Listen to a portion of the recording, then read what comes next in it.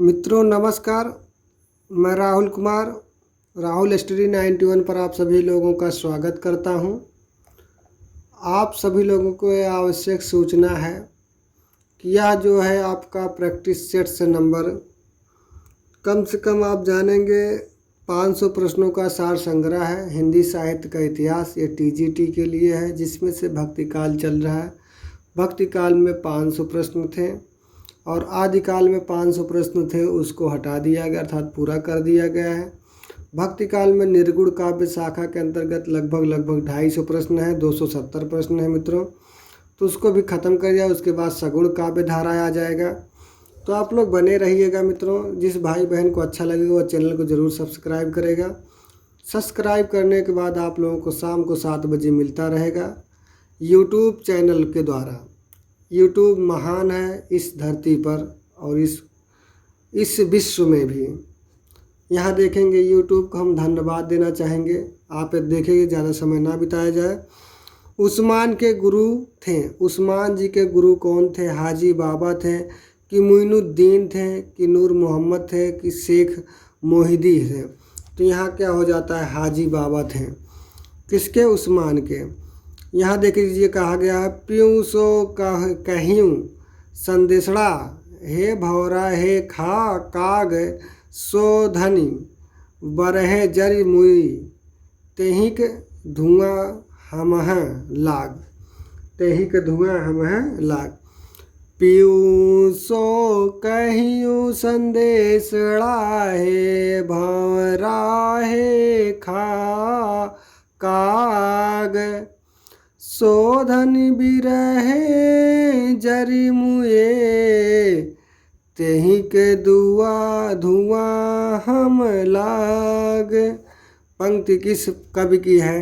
तो यहाँ से क्या हो जाता है, मलिक मोहम्मद जायसी जी। नूर मोहम्मद कहाँ के निवासी थे? नूर मोहम्मद कहाँ के निवासी थे? तो ये क्या हो जाता है, आप लोगों को बताया गया जौनपुर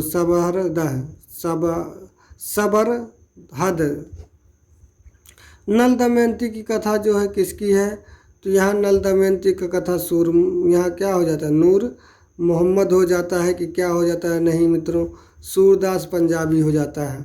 पद्मावत का बांग्ला में अनुवाद 1650 ईस्वी के लगभग किसने किया? तो ये 1650 ईस्वी के लगभग किसने किया था? तो ये क्या होता है, आलोऊ जाला जी के ये हैं। 44 के 45 के पीछे चलते हैं। पद्मावत का रचनाकार है। पद्मावत का रचना काल कितना है? 45 का आप दे चलते हैं, तो ये हो जाता है 1450। किसने रचा है? तो ये मलिक मोहम्मद जायसी। अखराउट किसकी है? आखिरी कलाम किसकी है? सब मलिक मोहम्मद जायसी जी की। फिर उसके बाद चलते हैं, कितने चलते हैं मित्रों आप? उसके बाद तुरंत चलते हैं, 245 हो गया है। उसके बाद 246 पे चलते हैं। मुहम्मद बोध के रचयिता हैं। मुहम्मद बोध की रचयिता हैं। 246 के क्या होता है, कबीर दास जी हैं। दादू जी नहीं हैं, बल्कि ना हीरादास जी ना नामदेव।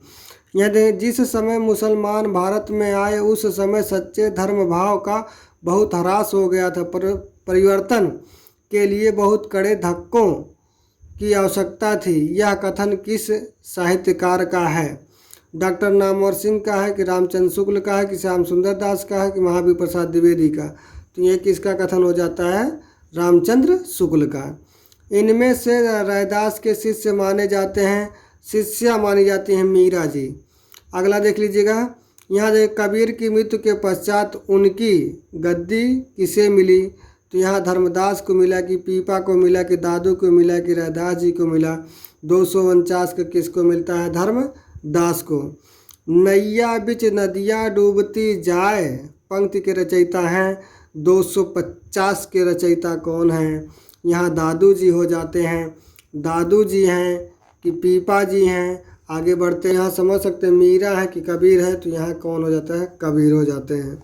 नैया बिच नदियाँ डूबती जाए। यहाँ देखें, झरि लाग महलिया गगन घहराए, झरि लागे महलिया गगन घहराए, के रचनाकार हैं। कबीर दास जी हैं कि मलूक दास है कि नानक जी हैं कि धर्मदास जी हैं, ये क्या हो जाता है, तो धर्मदास जी हैं। जो नर दुख में दुख नहीं माने, जो नर दुख में दुख नहीं मानई। पंक्ति के रचयिता हैं दादू जी हैं कि रैदास जी हैं कि नामदेव हैं कि धर्मदास जी हैं, तो क्या हो जाता है आपका, ये मान लिया जाता है रैदास अर्थात कौन, रविदास जी हैं। थावर जंगम कीट पतंग पूरी रहो हरि राई। थावर जंग कीट पतंग पूरी रहो हरि राई।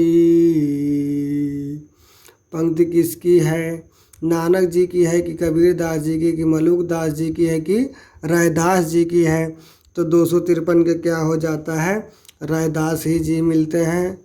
अगला देखिए लीजिएगा मित्रों, क्या कह रहा है 254 के जैसे यहाँ चलते हैं हम, तो ये क्या कह रहा है, मुझको तू क्यों क्या ढूंढे बंदे, मुझको तू क्या ढूंढे बंदे, मैं तो तेरे पास में, मुझको तू क्या ढूंढे बंदे, मैं तो तेरे पास में।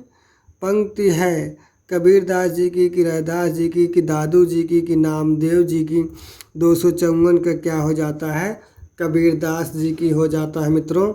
अगला देखेंगे, मलूक दास का जन्म कहाँ हुआ था। मलूक दास का जन्म कहाँ हुआ था, तो कड़ा में हुआ था। निम्न में से कौन दादू की शिष्य परंपरा में नहीं आते हैं। सुंदर दास, नाभा दास, दूलम दास जी की जगजीवन दास हैं। 256 के क्या हो जाता है, बी वाला अर्थात खा वाला ऑप्शन सही हो जाता है, नाभा दास नहीं थे। आगे चलते हैं मित्रों, 200 कितने चलते हैं, 257 हो गया, 57 चलते हैं। जपुजी के रचयिता है, जपुजी के रचयिता कौन है, 257 के नानक जी हैं। साध संप्रदाय का प्रवर्तक किया, साध संप्रदाय का प्रवर्तक किसने किया, 58 के क्या हो जाता है, का हो जाता है, का कौन है, वीरभान ने। मनुष्यत्व की सामान्य भावना को आगे करके निम्न श्रेणी की जनता में उन्होंने आत्मगौरव का भाव जगाया और भक्ति के ऊंचे से ऊंचे सोपान की ओर बढ़ने के लिए बढ़ावा दिया। कबीर के विषय में यह कथन किस आलोचक का है, हजारी प्रसाद द्विवेदी का है कि नामवर सिंह का है कि रामचंद्र शुक्ल का है कि नंद दुलारे वाजपेयी का है। तो यहाँ देखेंगे 259 का क्या हो जाता है, 259 का क्या हो जाता है, 259 का रामचंद्र शुक्ल का हो जाता है। 260 पे चलते हैं मित्रों। 260 पे क्या कर रहा है, प्रस्तुत संप्रदायों में मतलब संप्रदायों के बेमेल जोड़े का चुनाव कीजिए। बेमेल जोड़ा कौन सा है, तो का है मित्रों। यहाँ वारकरी संप्रदाय जम्भनाथ जी की है, एकदम गलत है। रामदासी संप्रदाय रामदास जी के, सिख समुदाय नानक जी के, उदासी संप्रदाय श्री चंद जी की। आगे बढ़ते हैं, यहाँ देखेंगे संत काव्य और सूफी काव्य में असमान तत्व है। संत काव्य और सूफी काव्य में असमान तत्व है। प्रबंध शैली का कि सामंत विरोध का, निर्गुणो उपासना का कि समानता का भाव। 261 क्या होता है, प्रबंध शैली का। सब लोग अपने अपने शैली में लिखे हैं। निम्न रचनाओं के संग्रहकर्ताओं के असंगत जोड़े का चुनाव कीजिए। असंगत जोड़े का चुनाव करना है मित्रों। यहाँ देख लीजिए, महला गुरु गोविंद सिंह का है कि अंगबधु रज्जब जी का है कि हरेणवाड़ी जगजीवन दास का है कि बीजक धर्मदास। बीजक तो वैसे गलत हो गया। 200 कितना है, 62 क्या है, असंगत पूछना है, पूछा रहा है। असंगत जोड़े का चुनाव कीजिए। बीजक यहाँ देखेंगे मित्रों, यहाँ क्या हो जाता है, बीजक जो धर्मदास का नहीं है। साखी सबद रमैनी जिसको बीजक कह दिया गया है, ये आपका क्या होता है, ये भी बीजक है भी, लेकिन यहाँ होना चाहिए था कबीर दास। यहाँ क्या होना चाहिए, कबीर दास, लेकिन आयोग ने किसको माना है, महला गुरु गोविंद सिंह को। इनमें से अद्वैतवाद किसको प्रतिपादित करता है, अर्थात 263 का क्या हो जाता है, जीव और ब्रह्म एक है। ये पूछा गया टीजीटी मित्रों 2021 में। इनमें से असंगत कथन का चुनाव कीजिए। इनमें से असंगत कथन का चुनाव करना है। 264 का क्या हो जाता है? कबीर की मृत्यु का स्थान काशी है, बिल्कुल नहीं, मगहर में जायक मना रहे हैं। ठीक है, अगला देखेंगे। प्रस्तुत संप्रदायों के प्रवर्तकों में बेमेल जोड़ी का चयन कीजिए। रामावत संप्रदाय राघवानंदन है कि निर्जनी संप्रदाय हरिदास निर्जनी है कि दादू पंथ दादू है, अद्वैतवाद शंकराचार्य है। तो आप जानते हैं असंगत बेमेल जोड़ना है। 265 का क्या हो जाता है? का हो जाता है। फिर 266 पे चलते हैं। ज्ञानाश्रयी शाखा उपासना के क्षेत्र में इनमें से किन तत्वों को लेकर आगे बढ़ी है? तो भारतीय ब्रह्म ज्ञान। फिर उसके बाद लीलावाद क्या है कि सूफियों की प्रेम पद्धति है। अवतारवाद, तो यहाँ पहला और तीसरा सही हो जाता है, अर्थात ब्रह्म ज्ञान और सूफियों की प्रेम पद्धति। अगला देखेंगे मित्रों, अगला क्या कहा जा रहा है? 267 का आचार्य शुक्ल कबीर पंथ का निर्माण किन तत्वों के मेल से मानते हैं? तो 267 का क्या हो जाता है? यहाँ भारतीय ब्रह्मवाद मानते हैं कि यहाँ मानते हैं क्या? हठ योगियों के साधनात्मक रहस्यवाद, सूफियों के भावनात्मक रहस्यवाद, वैष्णवों के प्रपत्तिवाद। यहाँ क्या सही हो जाता है? अर्थात चारों के चारों ऑप्शन से। कबीर वाणी संग्रह के कितने भाग हैं? साखी शबद रामायणी, साखी शबद रामायणी, अर्थात 1 2 4, 1 2 4, अर्थात गा वाला ऑप्शन सही है, खा वाला ऑप्शन सही मतलब। अगले देखेंगे। निर्गुण भक्ति की ज्ञानाश्रयी शाखा को निम्नलिखित संप्रदायों के प्रवर्तकों के नाम से सुमेलित कीजिए। यहाँ देखिए, सतनामी संप्रदाय वीरभान का है कि उदासी संप्रदाय जम्भनाथ जी का है कि साध संप्रदाय जगजीवन दास का है, विष्णुई संप्रदाय की श्रीचंद का है। अब इसमें आगे चलते हैं, दिखाते हैं आप लोगों को इसी में सही करना है। अर्थात ये कौन सा है? 269 वाला क्वेश्चन का क्या हो जाता है? का वाला। अर्थात पहले का कहा जाएगा, तीसरा जाएगा, अर्थात सतनामी संप्रदाय जो है जगजीवन राम है। उसके बाद उदासी संप्रदाय के जी है श्रीचंद जी हैं। साध संप्रदाय के कौन हो जाते हैं? साध संप्रदाय के आपके हो जाते हैं मित्रों, यहाँ देखेंगे जब आपका पहला हो जाता है तो यहाँ पहला हो जाता है, ये जाकर आपका यहाँ में हो जाता है। फिर आगे चलते हैं मित्रों, 270 पे चलते हैं। 270 के बाद फिर आगे बढ़ाया जाएगा। 270 में क्या? निम्न संत कवियों का सही कालक्रम बताइए। रैदास, कबीर, धर्मदास, ये बिल्कुल नहीं देखा जाएगा। 270 का क्या हो जाता है? का। सुमेलित कीजिए। क्षणिकवाद श्रीचंद क्या है? दूसरे का, पहले का, ये देख लीजिएगा मित्रों। महात्मा बुद्ध, विष्णु स्वामी, रामानंद, श्रीचंद। ठीक है, आगे बढ़ 272 पे चलते हैं। सही मिलान कीजिए। जम्भनाथ जी हैं, हित हरिवंश है, शंकराचार्य है, शंकराचार्य जी हैं, और उसके बाद विष्णु, यहाँ देखा स्वामी हरिदास जी बता रहे हैं। फिर यहाँ पर कौन सा सही होगा? 272 का क्या हो जाता है? खा हो जाता है। अगला देखेंगे 273 पे क्या दे रहा है मित्रों? 273 यहाँ सुमेलित करना, इसमें भी है सुमेलित करना है। तो यहाँ देखेंगे कहा जा रहा है, ये सबसे महत्वपूर्ण है मित्रों, ये सबसे ज़्यादा पूछा जाने वाला प्रश्न है। संप्रदाय कहा जा रहा है। विशिष्टाद्वैतवाद कौन कहे हैं? अद्वैतवाद कौन कहे हैं? द्वैतवाद किसके को कौन कहे हैं कि द्वैतवाद कौन कहे हैं? तो यहाँ देखेंगे तो सबसे पहले लिखेंगे क्या? 273 का क्या हो जाता है? खा वाला।